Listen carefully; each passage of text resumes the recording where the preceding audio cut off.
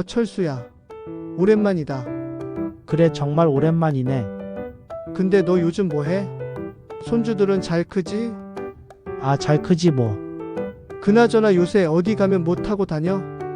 이런 어색한 대화 혹시 동창회나 모임에서 경험해 보신 적 있으신가요? 오늘은 60대 이상 노년이 되면서 겪게 되는 이런 불편한 순간들을 어떻게 현명하게 넘기고 더 나아가 품격 있는 어른으로 살아갈 수 있는지 그 방법을 알려드리겠습니다. 영상 끝까지 보시면 노년의 삶을 180도 바꿀 수 있는 실질적인 해결책을 얻으실 수 있으니까 지금 바로 구독 버튼과 좋아요 눌러주시고 시작하겠습니다. 왜 노년에는 옷차림이 더 중요할까요? 여러분, 혹시 은퇴하신 분들 주변에 계신가요? 은퇴하고 나면 정말 신기한 일이 벌어집니다. 아무도 나를 찾지 않아요. 더 충격적인 건 뭔지 아세요? 명함이 없어진다는 겁니다. 명함이 없으면 사람들이 나를 뭐라고 부를까요? 할아버지, 할머니.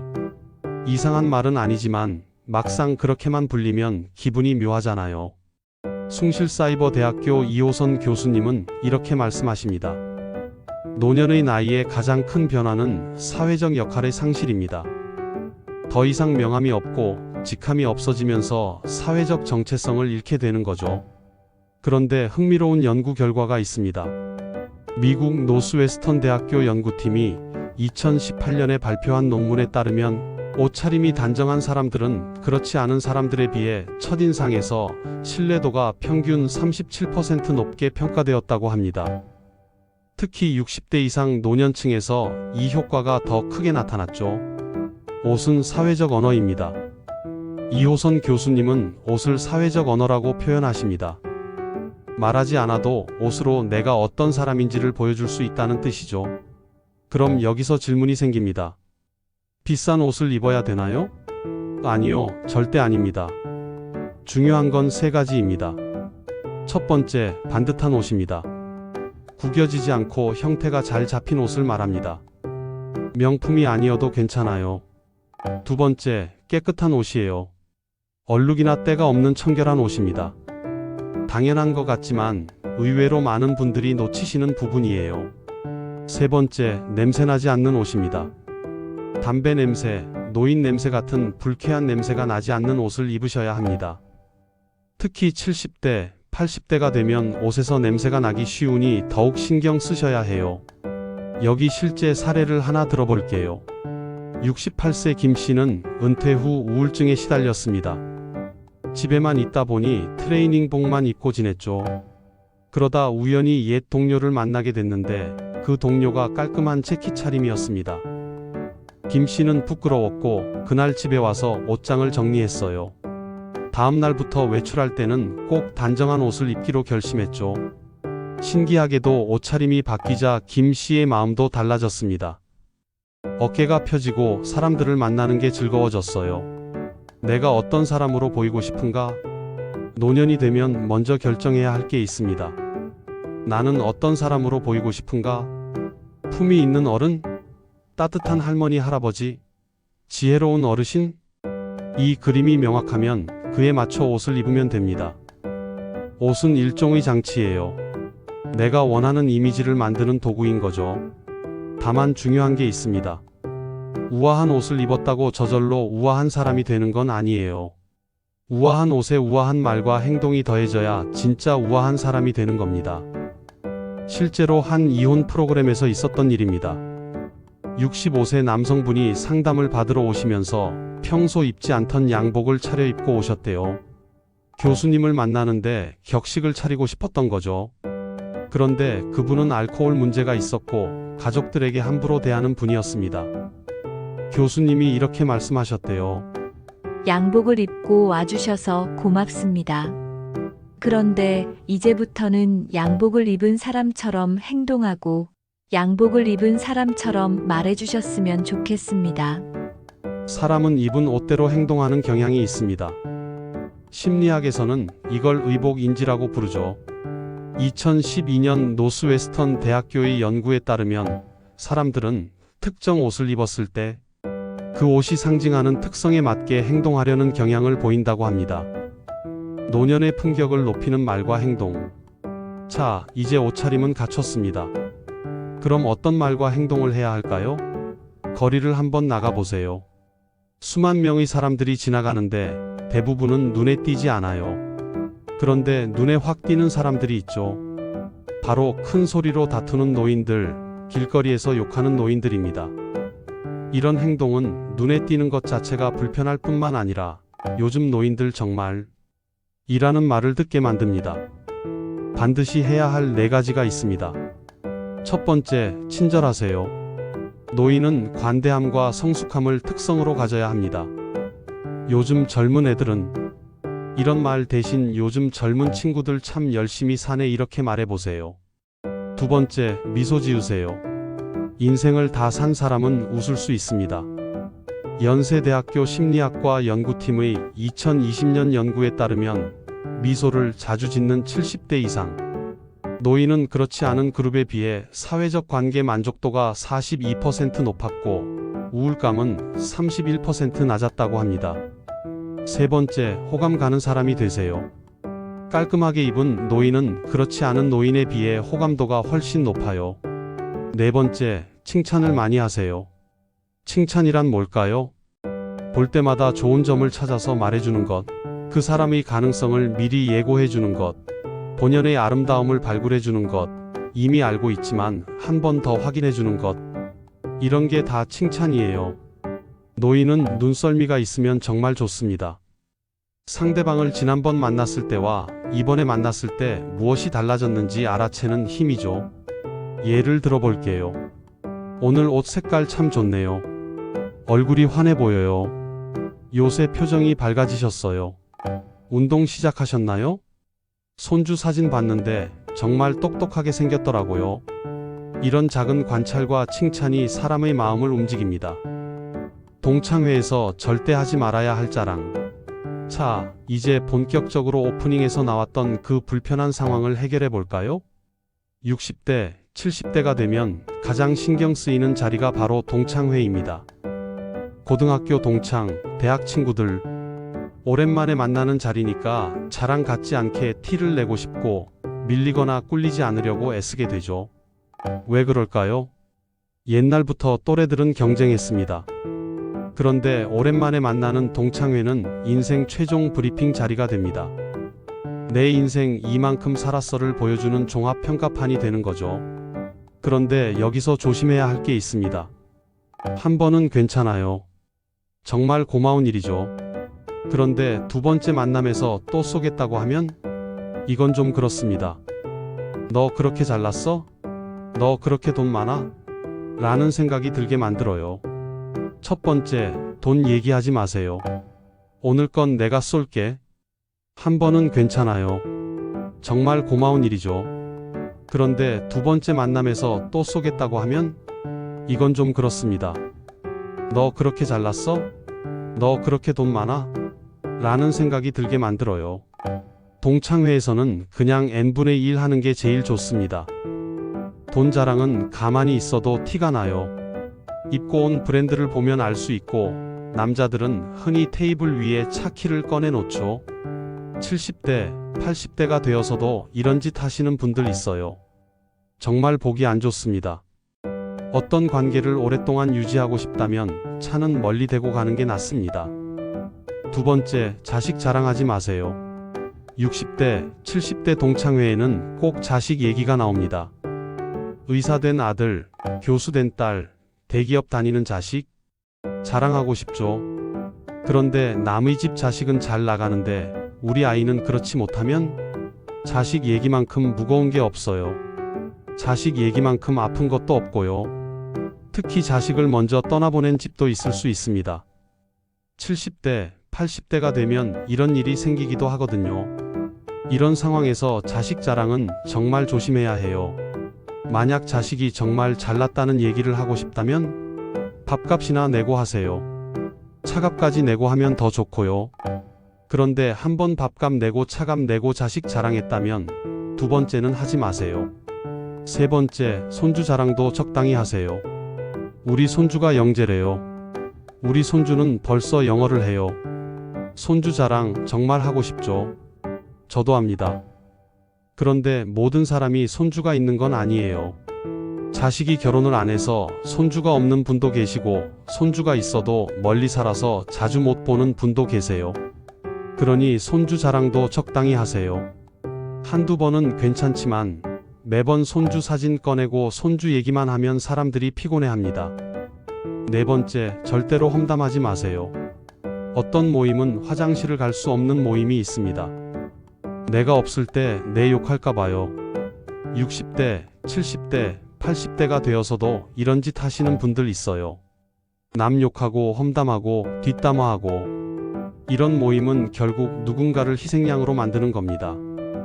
그리고 이걸 주도하는 사람이 있어요. 그런 사람은 악마입니다. 가까이 하지 마세요. 험담은 누군가를 해치는 행위입니다. 그 행위에 손을 얹는 건 나도 공범이 되는 거예요. 오래가는 모임은 두 가지 중 하나입니다. 선한 일에 손을 얹은 자들이 연합하는 모임이 있고, 험담으로 빠져나올 수 없는 공범 집단이 있어요. 어느 쪽에 속하고 싶으신가요?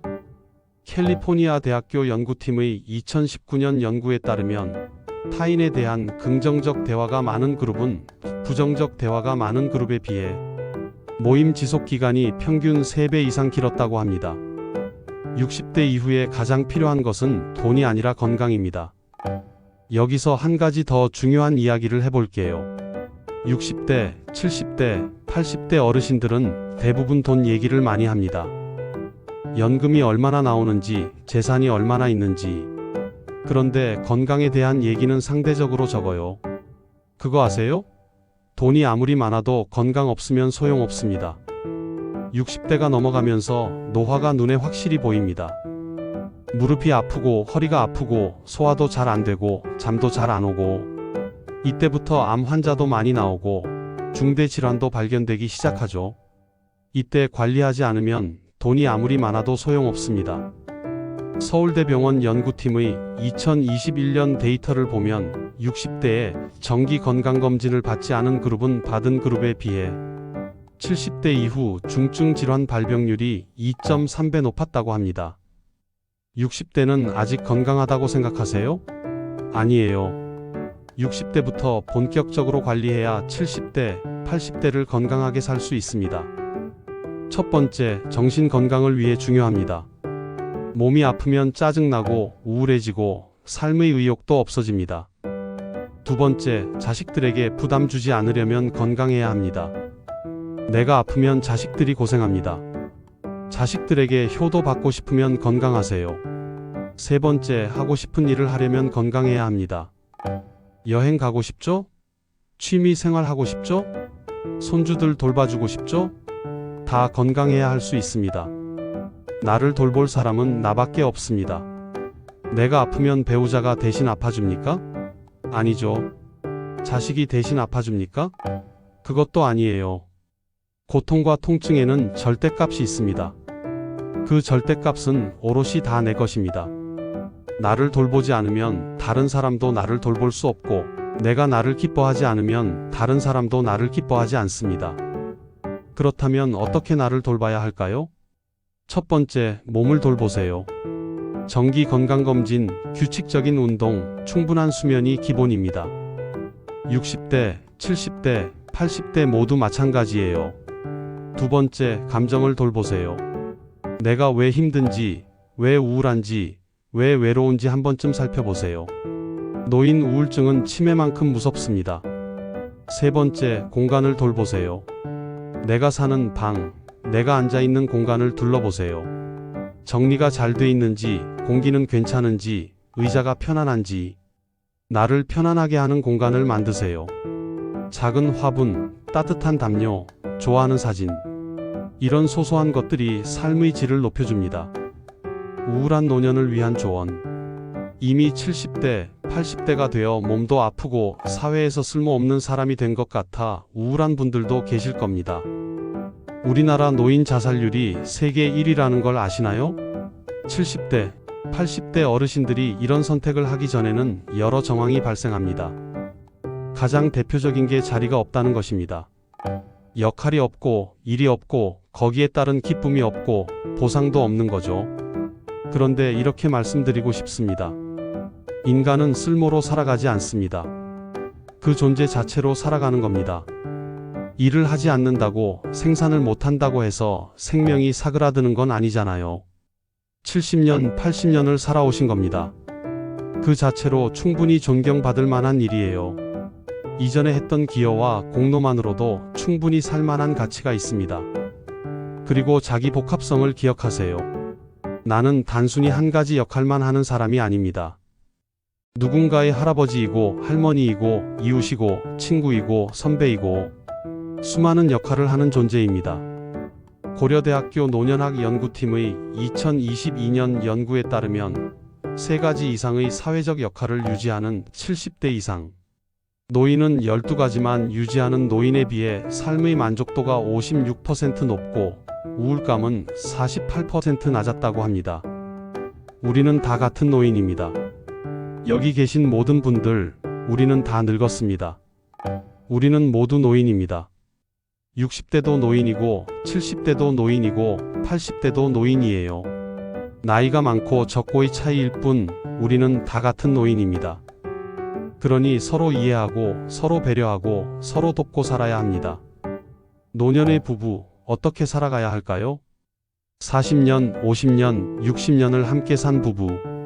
이제는 자식들도 다 커서 독립했고 은퇴도 했고 이제 둘만 남았어요. 그런데 이상하게 더 불편한 분들 계시죠? 이호선 교수님은 이렇게 말씀하십니다. 부부는 사랑만으로도 살 수 있고 사랑 없이도 살 수 있습니다. 어떻게 그게 가능하냐고요? 비결은 바로 연기입니다. 연기가 60, 진심이 20, 나머지 20은 우연, 재치, 순발력입니다. 생각해 보세요. 우리가 손주들을 볼 때 뭐라고 하나요? 아유, 예쁘다. 솔직히 말하면요. 할머니, 할아버지 눈에도 안 예쁜 손주들 있어요. 그런데 우리는 우리 손주가 세상에서 제일 예뻐 라고 말하죠. 이게 10중 8, 9는 오버입니다. 그런데 우리는 이걸 사랑이라고 부릅니다. 73세 부부인 최 씨와 김 씨는 결혼 50년 차였습니다. 남편 최 씨는 은퇴 후 집에만 있으니까 아내가 눈에 거슬렸어요. 아내 김 씨는 50년을 살림하며 살았는데 이제 와서 이런 대접을 받으니 서러웠습니다. 그러다 이호선 교수님의 부부 상담을 받게 됐습니다. 교수님이 남편에게 물었어요. 사모님이 오늘 아침 밥을 해주셨어요? 네, 해줬죠. 그럼 고맙다고 말씀하셨어요? 아니요. 당연한 건데 뭘? 교수님이 이렇게 말씀하셨답니다. 어르신, 50년 동안 매일 아침 밥을 해주셨는데 당연한 게 어디 있습니까? 내일 아침부터는 꼭 고맙다고 말씀하세요. 진심이 아니어도 괜찮아요. 일단 말로 표현하세요. 처음에는 어색했습니다. 50년 만에 고맙습니다 하려니 입이 안 떨어졌어요. 그런데 며칠 하다 보니 익숙해졌고 신기하게도 아내의 표정이 밝아지기 시작했습니다. 캐나다 토론토 대학교의 2020년 연구에 따르면 배우자에게 긍정적 표현을 하루 3번 이상 하는 70대 이상 부부는 그렇지 않은 부부에 비해 결혼 만족도가 68% 높았다고 합니다. 노년 부부가 절대 하면 안 되는 말. 첫 번째, 과거를 들먹이지 마세요. 당신이 그때 그랬잖아. 과거는 이미 지나간 일입니다. 과거의 잘못을 계속 들먹이면 상대방은 영원히 죄인이 되는 겁니다. 70대, 80대가 되어서도 30년, 40년 전 일을 들먹이는 건 정말 보기 안 좋습니다. 두 번째, 비교하지 마세요. 옆집 할머니는 남편이 설거지도 해준대. 비교는 독입니다. 우리 부부는 우리 부부예요. 세 번째, 건강을 무시하지 마세요. 70대, 80대에는 건강이 정말 중요합니다. 상대방이 아프다고 하면 진지하게 들어주세요. 네 번째, 자식 앞에서 상대방 험담하지 마세요. 자식들 앞에서 상대방을 험담하면요, 자식들이 제일 힘들어합니다. 황혼, 이혼, 어떻게 생각하시나요? 요즘 황혼, 이혼이 많이 늘었습니다. 70대, 80대에 이혼하시는 분들도 계세요. 이호선 교수님은 이렇게 말씀하십니다. 황혼, 이혼을 하시기 전에 정말 마지막으로 한 번만 더 노력해 보세요. 부부 상담을 받아보세요. 교수님은 부부 상담을 하실 때 4가지 기준을 가지고 바꾸신대요. 첫 번째, 말의 규칙. 서로에게 어떻게 말할 것인가. 두 번째, 행동 규칙. 서로에게 어떻게 행동할 것인가. 세 번째, 생활 규칙. 어떻게 하루를 보낼 것인가. 네 번째, 감정 규칙. 감정을 어떻게 표현할 것인가. 이 4가지 중에서 가장 어려운 지점을 찾아서 그 부분부터 바꾸는 거예요. 78세 부부가 있었습니다. 아내는 이혼을 원했어요. 상담을 해보니까요, 문제는 간단했습니다. 남편이 매일 아침 신문을 보면서 정치 얘기를 하는데 아내는 그게 너무 싫었던 거예요. 교수님이 남편에게 아침에 신문 보시면서 정치 얘기 안 하시면 안 될까요? 라고 말씀하셨습니다.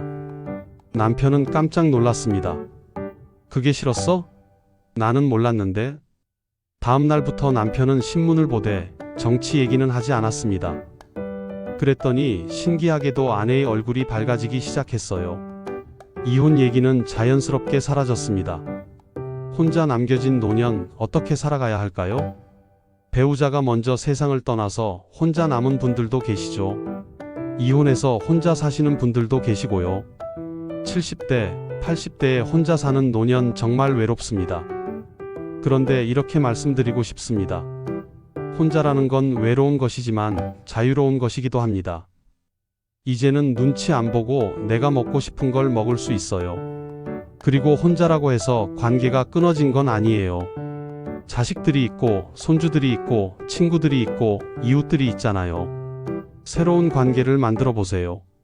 요즘은 노인 대학도 많고, 복지관 프로그램도 많고, 동호회도 많아요. 60대, 70대, 80대에도 새로운 친구를 사귈 수 있어요. 실제로 한 연구에 따르면요, 65세 이후에 새로운 사회 활동을 시작한 노인은 그렇지 않은 노인에 비해 치매 발병률이 43% 낮았다고 합니다. 자식들과의 관계. 70대, 80대가 되면 자식들과의 관계도 참 미묘해집니다. 어렸을 때는 내가 자식들을 돌봤는데 이제는 자식들이 나를 돌봐야 하는 상황이 되니까요. 그런데 이렇게 생각해 보세요. 자식들이 부모를 돌보는 건 당연한 일입니다. 부모가 자식을 키운 것처럼요. 다만 너무 큰 부담을 주지 않으려고 노력하는 게 필요해요. 첫째, 가능한 한 독립적으로 사세요. 혼자 할 수 있는 일은 혼자 하세요. 둘째, 자식들의 삶을 존중하세요. 자식들도 자기 삶이 있어요. 셋째, 고마움을 표현하세요. 자식들이 뭔가 해줬을 때 고맙다, 수고했다 이런 말을 꼭 하세요. 넷째, 자식들의 선택을 믿어주세요. 마무리하며, 여러분, 오늘 긴 이야기 들어주셔서 정말 감사합니다. 오늘 우리가 나눈 이야기를 다시 정리해 볼까요? 첫 번째, 옷차림을 단정하게 하세요. 명품이 아니어도 괜찮습니다. 두 번째, 친절하고 미소 짓고 칭찬하세요. 이게 어른의 품격입니다. 세 번째, 동창회에서는 돈, 자식, 손주 자랑하지 마세요. n분의 1이 최고입니다. 네 번째, 건강을 챙기세요. 60대, 70대, 80대 모두 건강이 제일 중요합니다. 다섯 번째, 배우자에게 연기하세요. 진심이 아니어도 괜찮아요. 여섯 번째, 과거를 들먹이지 마세요. 일곱 번째, 혼자여도 괜찮습니다. 여덟 번째, 자식들의 삶을 존중하세요. 노년은 인생의 끝이 아니라 인생의 완성입니다. 젊음의 열정은 없지만 대신 지혜와 여유가 있어요. 60년, 70년, 80년을 살아오신 겁니다. 그 자체로 존경받을 만한 일이에요. 그동안 고생 많으셨습니다. 품격 있는 어른으로, 지혜로운 노인으로 다음 세대에게 좋은 본보기가 되어주세요. 그게 바로 아름답게 나이 드는 방법입니다. 오늘 영상이 도움이 되셨다면 구독 버튼과 좋아요 꼭 눌러주세요. 알림 설정까지 해두시면 더 좋은 이야기로 찾아뵙겠습니다. 그리고 댓글로 여러분의 이야기도 들려주세요. 노년을 살아가면서 가장 힘든 점은 무엇인가요? 어떤 고민이 있으신가요? 함께 이야기 나누고 싶습니다. 다음 영상에서 또 만나요. 여러분, 오늘도 건강하시고 행복하세요. 긴 시간 들어주셔서 정말 감사합니다.